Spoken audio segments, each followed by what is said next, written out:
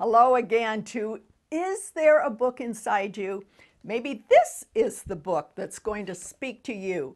This is a book about lists. And this particular one is 125 brain games for babies. This is one that I use a lot in my training with moms and families to help their children to be stimulated and bonded to them when they're early. Here's another one, 500 ways to get your kids organized. Maybe I should have read this way before all of my kids left home.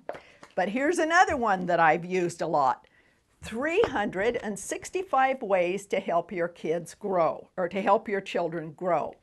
Now, one of the things that I want to show you on these is I want you to look at how the covers look as we're presenting them to you.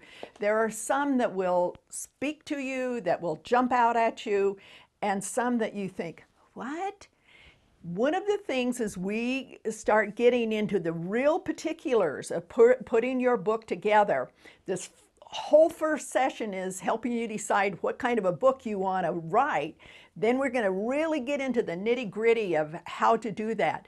But one of the things you need to remember is in this digital age, you need to have what's called a thumbprint. So your cover has to be so clean, so clear, that it will show up on someone's phone and they can read the fonts, they can read the words. But we're going to discuss that at a later time. Let's go back to making a list. So this was brain games for babies. This was organizing. This was ways to teach your kids about nature. What do you know about that you could make a list of? And here's another little aside that you'll like to know.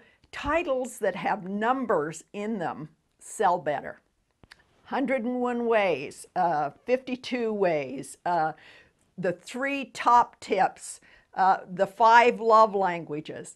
Something that has a number in it, for some reason, just appeals to our brain and we like it. We think, oh, okay, so I don't have to read the whole book. I can just get those 5 tips.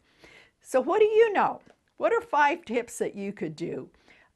One I'd love to have that I could give to my growing grandchildren is 5 tips to do on a job interview. 4 ways to group date, 6 ways to help you know how to dress for an interview. There's so many topics out there that you know that I don't know or they don't know, and there's 7 billion of us.